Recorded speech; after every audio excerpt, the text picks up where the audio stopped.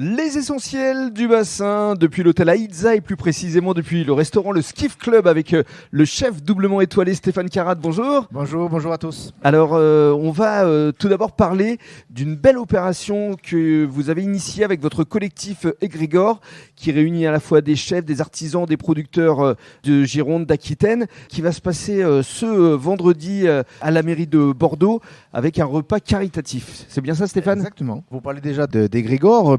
L'Égrégore, c'est un collectif effectivement qui s'est créé cette année au mois de mai avec des gens passionnés et un peu furieux quand même. Oui. Beaucoup de chefs, beaucoup de producteurs, des boulangers, des pâtissiers. Puis c'est pas fini, la liste reste ouverte. Mais là, on a conjugué un petit peu la création de cette association, de ce collectif avec la Banque Alimentaire, ce dîner caritatif où ils sont venus me voir pour créer ce dîner et essayer de récupérer, de ramasser, des fonds, de cueillir des fonds pour la Banque Alimentaire. Exactement. Voilà. Donc ça va être un mariage mets et vin avec des vignerons de Bordeaux et avec d'autres chefs. Vous serez 12 au total. Vous allez adapter un menu spécial pour l'occasion. Voilà, on est 12 en tout. Pour rien vous cacher, là, on va aller chercher des produits directement à la Banque Alimentaire parce qu'ils collectent tous les jours. On a trouvé de nous aussi nos partenaires qui veulent bien jouer le jeu. Il y a du chevreuil, il y a du caviar, il y a un peu de foie gras, il y a du végétal. Enfin, on est 12. On a envie, on a vraiment envie de faire plaisir. C'est debout, c'est des ateliers et à chaque fois, il y a un vin différent.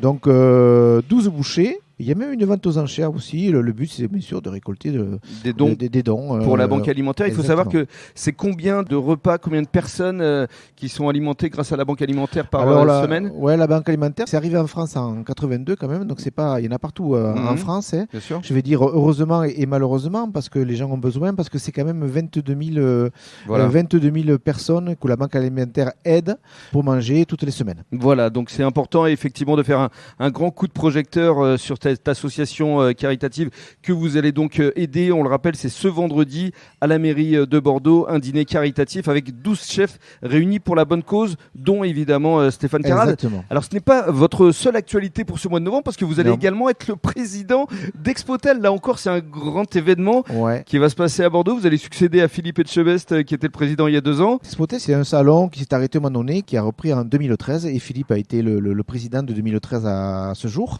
Donc déjà, on le félicite. Bravo à lui d'avoir porté ce salon.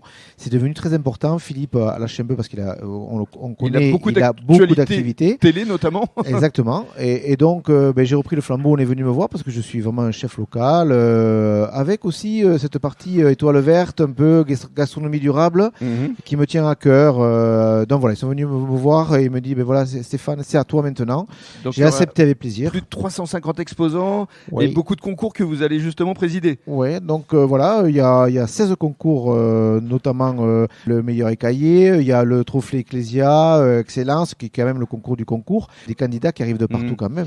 Donc voilà, ça va être toute la France, absolument. Ça va se passer du 19 au 21 novembre, évidemment, Expotel à Bordeaux. Et enfin, on va conclure, on va revenir quand même ici à Aïdza avec le Skiff Club, avec déjà des menus pour les fêtes de fin d'année. Ah ben oui. Que vous avez déjà concocté. Mais oui, parce que moi, on en a demande à partir du mois d'août, donc ça y est, c'est fait. Hein. Il y a le 24 décembre. Oui. En sachant aussi que le lendemain, il y a le 25 avec le fameux brunch, où c'est un brunch amélioré, avec les produits festifs, bien sûr. Le 24, on a un joli 5 plats. Je ne vais pas tout vous énumérer, mais c'est les coquilles Saint-Jacques, c'est un velouté de châtaigne, avec un canneloni de suprême, il y a des paupiètes de veau truffées. Et le 31, pareil, très beau menu. Là, c'est un 6 plats. Il y a de la sole, il y a du homard. Voilà. Il y a une poule noire de chez moi, une Gascogne d'Astarac, parce que mon terrain de jeu, c'est la Gascogne. Évidemment. Et surtout, ce qui est important, c'est que vous continuez à travailler avec les producteurs locaux, notamment Christophe Quérault avec sa serre, avec des agrumes, avec Cyril Perpina, la serre aux délices. Ça, c'est important pour vous aussi. Oui, c'est là où l'étoile verte prend tout son sens, où la gastronomie durable prend tout son sens. Enfin, c'est mon travail de 30 ans. Hein. Absolument. Donc Stéphane Carat, 2 étoiles au Michelin 2023. Il y a peut-être la 3e qui va arriver en mars prochain. On vous la souhaite en tout cas. Que Dieu vous entende. Et puis cette étoile verte de gastronomie durable, ce qui me conduit à vous demander si vous souhaiteriez accepter d'être le parrain de la 4e édition des Perles du Bassin. Bon, mais alors là, je suis ému, je suis surpris, mais oui. Et oui, ce sont les Perles du Bassin, les talents éco-responsables. Merci beaucoup, Stéphane. Merci beaucoup.